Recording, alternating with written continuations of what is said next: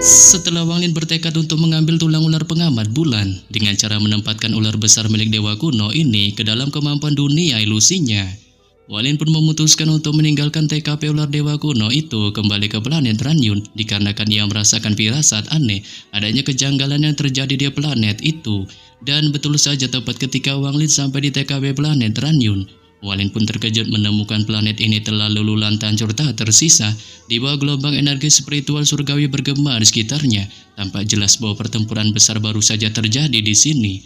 Sebelum kemudian ia pun mencoba menyebarkan akal ilahinya, menemukan ada sosok wanita aduhai pernah dikenalnya, yang ternyata itu adalah Liu Mi. Kali ini berada di bagian selatan planet Ranyun, sehingga membuatnya pun bergegas menuju TKP-nya. Dengan ketika sampai di sana, Wang Lin pun perlahan melangkah maju mendekati Liu Mi. Di balik pandangan mata wanita itu yang juga menatapnya, dengan ia telah memperhatikannya ketika dirinya mendekati planet ini dan merasakan perasaan sedikit akrab dengannya.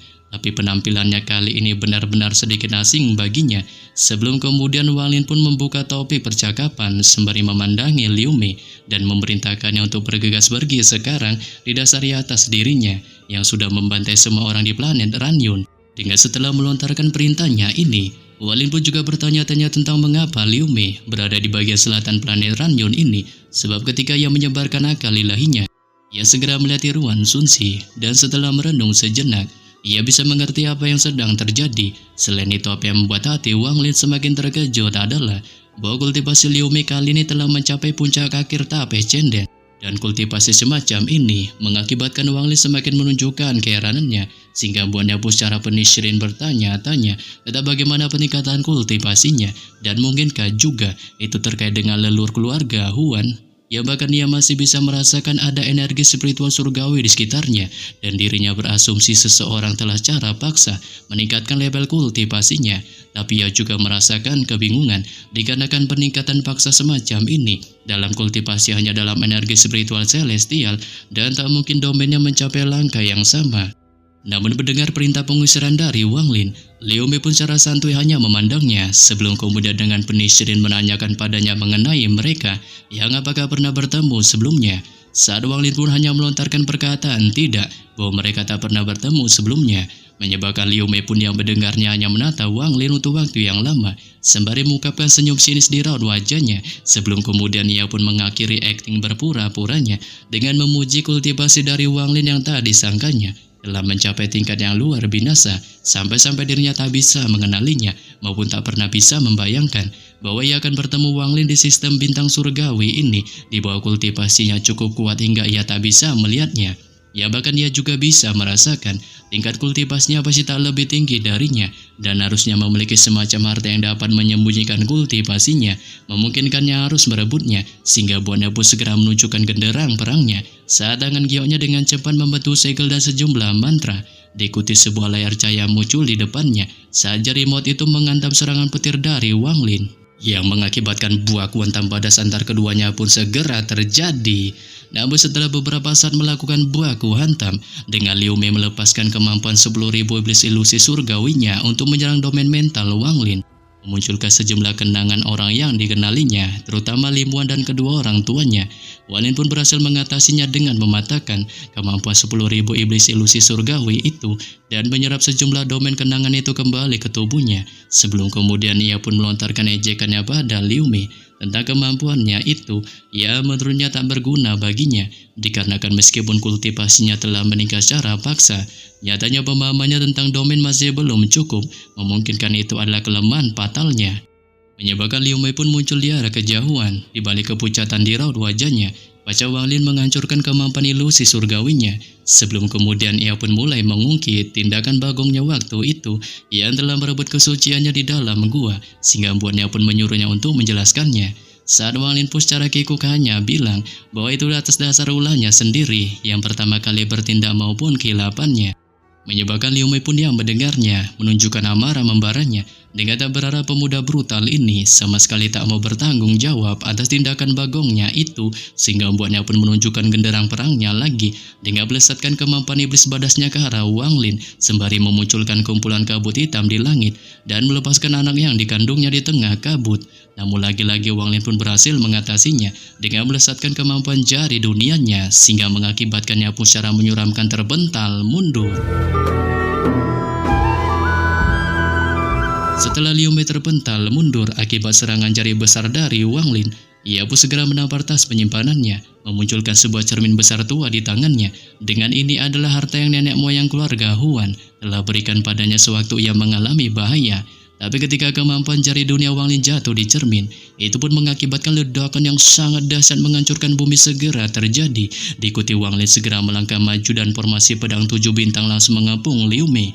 Menyebabkan Liu Mei pun mulai menunjukkan ketakutan serta kepanikan di raut wajahnya. Dan merasakan krisis ini, ia pun menggigit ujung lidahnya, memunculkan benda tampak seperti sebuah jarum pisau, sebelum kemudian mencoba kabur sekuat tenaga meninggalkan TKP Buaku Hantam, dikarenakan ia tahu, meskipun ranah kultivasi Wang Lin hanya pada tahap awal ascendant, nyatanya berbagai mantra maupun harta karunnya sudah sangat merepotkannya dalam pertarungan.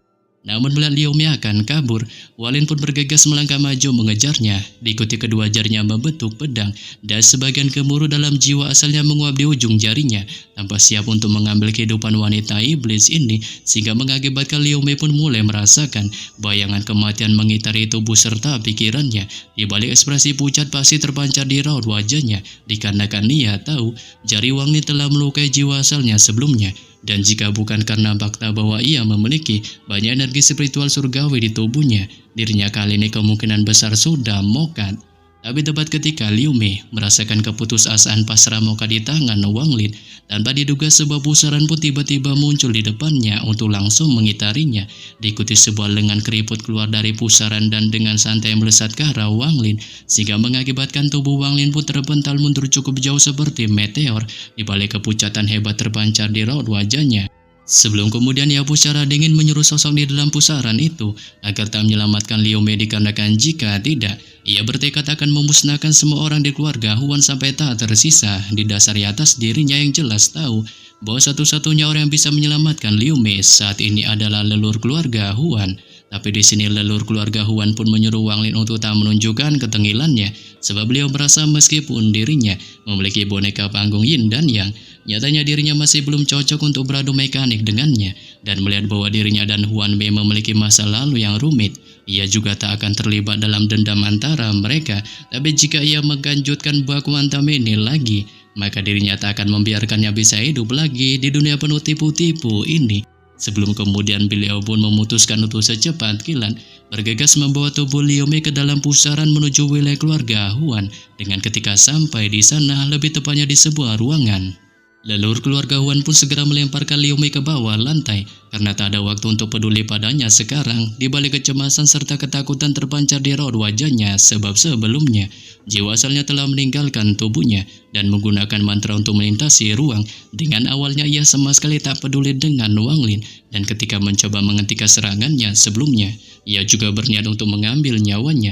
Tapi ketika menghentikan kemampuan dari jarinya, ia jelas merasakan kekuatan yang memasuki jiwa asal Wang Lin dan hanya bisa memberikan serangan telak padanya tanpa bisa memokatkannya, sehingga ini benar-benar mengejutkannya. Dan pada saat berikutnya, ia juga melihat boneka penjaga surga miliknya di balik kultivasi tahap Yin dan Yang sangat mengejutkannya, sebab ia tahu bahwa dirinya berada dalam kondisi yang sangat lemah serta kultivasinya telah turun ke tingkat Yin dan Yang. Meskipun ia tahu bahwa dirinya bisa menang melawan boneka itu, terus melakukan Buaku Hantam nyatanya akan mengakibatkan kultivasinya jatuh dalam kondisi lemah.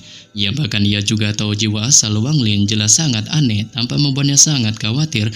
Dan jika kultivasinya tidak turun, ia tak akan khawatir sama sekali dan akan langsung membantai Wang Lin. Sehingga inilah sebabnya mengapa ia membawa kabur Liu Mei dan segera pergi setelah meninggalkan beberapa kata-kata ganas. Lebih lagi Liu Mei adalah seseorang yang telah menghabiskan banyak usaha, dan selain dari apa yang ia katakan kepadanya, nyatanya ada juga alasan pribadi serta tak akan membiarkan siapapun membantainya sebelum dirinya mencapai langkah kedua.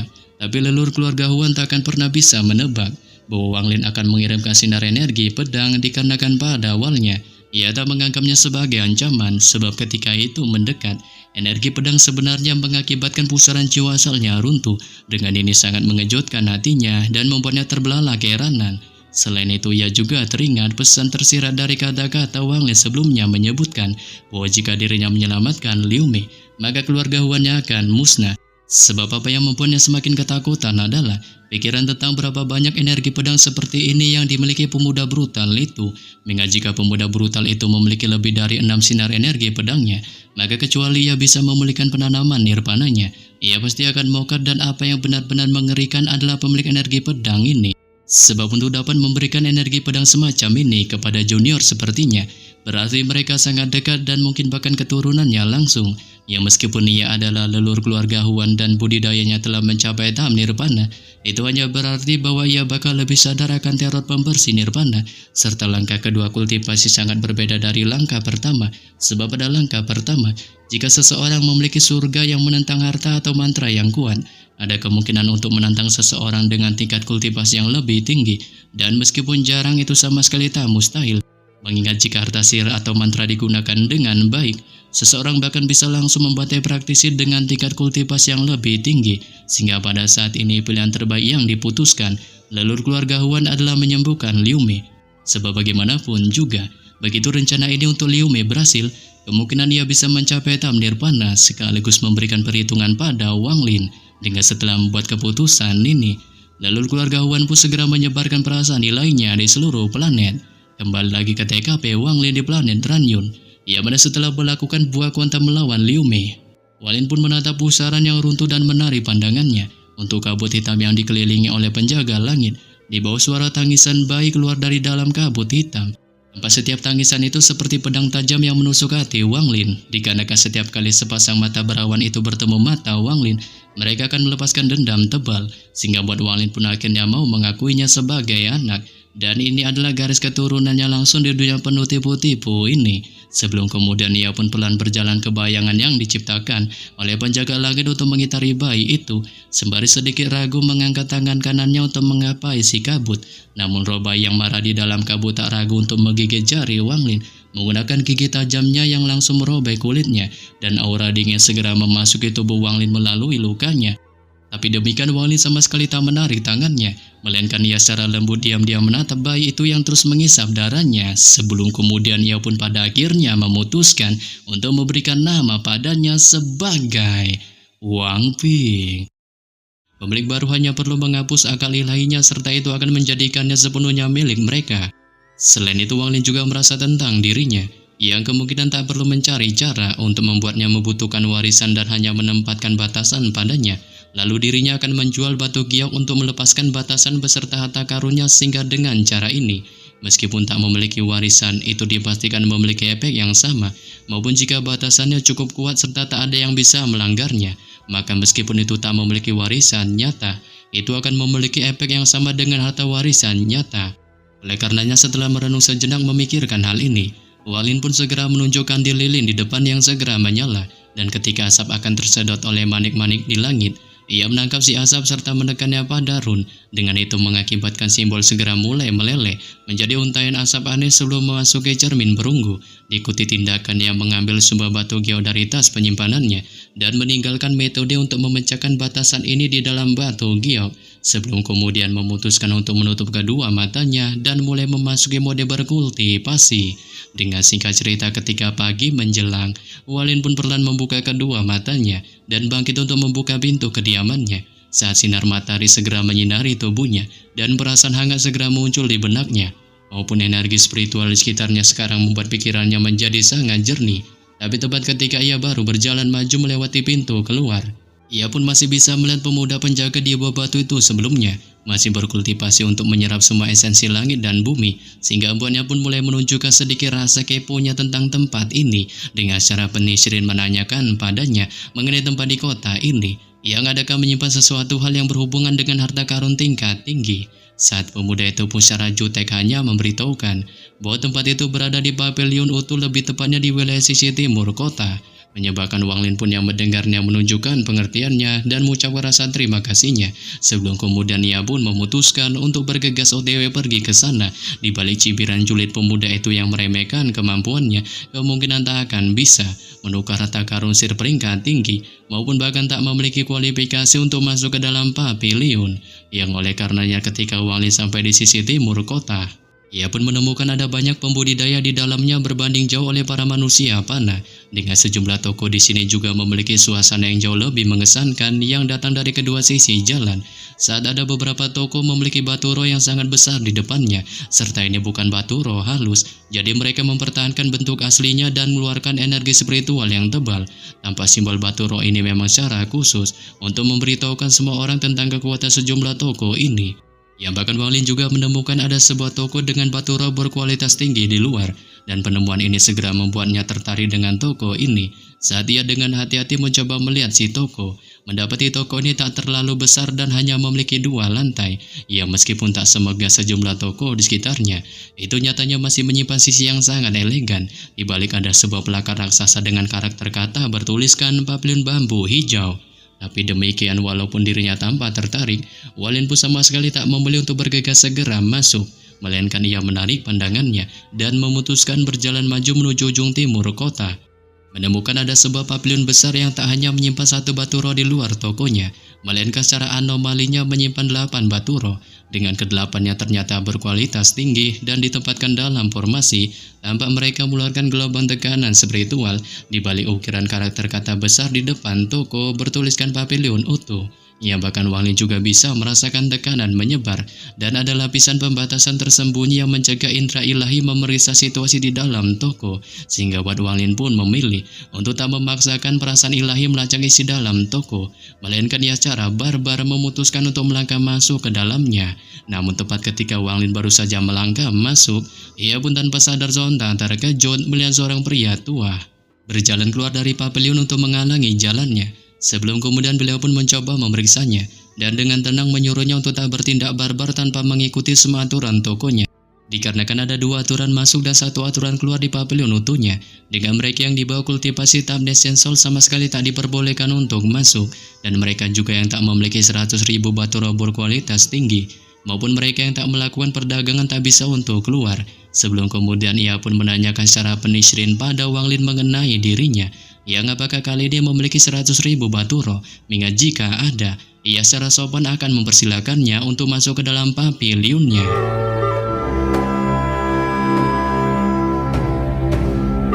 Setelah mendengar pertanyaan dari si pria tua pavilion, Wang Lin pun hanya menunjukkan mode diamnya di dasar atas dirinya, yang kali ini sama sekali tak memiliki banyak batu roh di dalam tas penyimpanannya. Sebab begitu mencapai ranah kultivasi tak perubahan jiwa, ia terutama menggunakan giok langit sebagai alat pembayaran, menyebabkan pria tua itu pun yang melihatnya dan merasa Wang Lin tak memenuhi syarat untuk masuk ke dalam pavilionnya.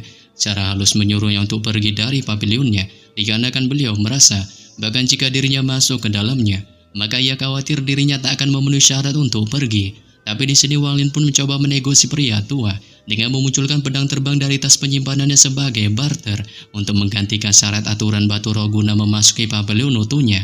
Ya kali ini pun atas sebuah si pria tua melihatnya, segera mengamati pedang terbang Wang Lin dan mengungkapkan sedikit rasa jijik di wajahnya, sebab ia bisa tahu cara sekilas. Pedang terbang ini disempurnakan dengan metode yang sangat buruk dan sama sekali tak ada yang istimewa darinya, yang bahkan cahaya pedang itu sangat suram dan tak menggunakan akal lainnya saja. Ia bisa tahu dengan mata kepalanya bahwa pedang terbang ini berkualitas sangat burik, serta mungkin bisa dikatakan harta magis berkualitas rendah. Selain itu, ia bertanggung jawab untuk memeriksa semua praktisi yang akan memasuki pavilion utuhnya selama bertahun-tahun, memungkinkan penglihatannya sangat bagus, dan ia telah melihat terlalu banyak orang dengan tingkat kultivasi yang rendah mencoba untuk menjual harta karun yang mereka pikir sangat bagus, sebab di dalam benaknya Wang Lin adalah salah satu dari sejumlah orang itu yang ingin menjual harta pedang terbangnya. Ini menurutnya mungkin memiliki kemampuannya, tapi sayangnya pria tua ini sama sekali tak tertarik, sehingga membuatnya pun melontarkan penolakan tawaran dari Wang Lin dan secara sopan mempersilahkannya untuk pergi. Menyebabkan Wang Lin pun yang melihat pengusirannya secara dingin hanya menatap pria tua itu sebelum memutuskan untuk berpaling pergi meninggalkannya. Namun ketika tatapan Wang Lin mendarat di mata pria tua itu, Itu pun membuatnya sontak merasakan ketakutan dan ketremoran hebat di tubuhnya, dikarenakan tatapan Wang Lin seperti tanpa seorang iblis badas yang menyebabkan jiwanya yang baru lahir membeku dan hampir runtuh, sehingga mengakibatkannya pun mundur beberapa langkah serta ekspresinya menjadi sangat pucat. Di balik pandangan mata diamnya melihat Wang Lin berjalan pergi, dan di dalam hatinya ia secara samar bisa merasakan seperti ada sesuatu yang tak biasa tentang pedang terbang yang ditunjukkan pemuda barbar itu sebelumnya. Oleh karenanya setelah meninggalkan TKP Pavilion Utuh, Wang Lin pun memutuskan untuk berjalan menuju pavilion bambu hijau yang menurutnya tampak sangat elegan. Dengan meskipun pavilion ini tak besar, itu nyatanya masih memiliki suasana keagungan, sehingga setelah melangkah masuk ke dalamnya, Wang Lin pun mencoba mengamati sekitarnya untuk melihat rak kayu yang melapisi dinding. Saat ada sebuah kotak kecil di setiap rak, serta bagian dalam setiap kotak dilapisi sutra kuning, memungkinkan semua jenis harta magis, pil, dan benda-benda lainnya ditempatkan di dalamnya. Selain itu, ia juga bisa melihat ada seorang praktisi muda duduk di dalam pavilion sembari membaca dengan fokus sebuah buku kuno di tangannya. Dan ketika pemuda itu memperhatikan Wang Lin masuk, ia pun secara ramah langsung menyambutnya, sekaligus mempersilakannya untuk mencari barang yang dibutuhkannya, mengingat ia merasa meskipun toko miliknya tak terlalu besar, nyatanya tokonya masih memiliki cukup banyak barang. Menyebabkan Wang Lin pun yang mendengarnya menunjukkan kesantuyannya, sebelum kemudian memunculkan pedang terbangnya di hadapan pria muda itu, dan menanyakan padanya mengenai dirinya, yang apakah mau menerima pedangnya ini. Saat pria muda itu pun yang melihatnya menunjukkan raut masam di wajahnya, tanpa ingin menolak permintaan dari Wang Lin, mengingat ia mendapati pedang itu terlihat biasa aja. Tapi ia pun yang tak mau mengecewakan Wang Lin, hanya bisa memilih untuk memeriksa si pedang dengan mulai memindai indera ilahinya di dalam pedang. Menemukan pedang terbang itu tetap dalam kondisi biasa aja.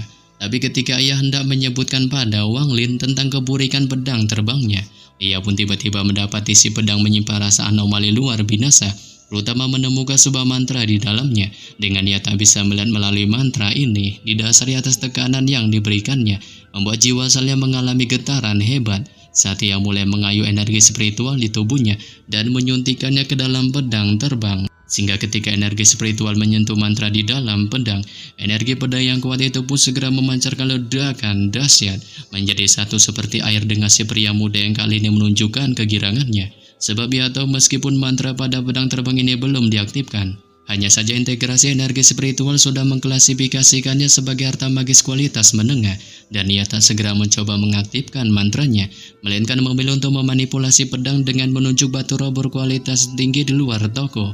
Saat pedang itu segera menembakkan sinar cahaya ke arah batu roh, dengan itu langsung menembus batu roh dan terbang kembali ke hadapannya, sehingga membuatnya pun ungkapkan rasa kagumnya, memuji pedang terbang ini yang menurutnya pedang yang sangat bagus. Namun ada sedikit penyesalan di dalam hatinya, sebab ia mendapati tingkat integrasi ini dapat dianggap kualitas menengah, dengan energi spiritual yang begitu keras bahkan dapat dianggap berkualitas tinggi, dan kecepatan yang dimilikinya tampak tak cocok dengan si pedang.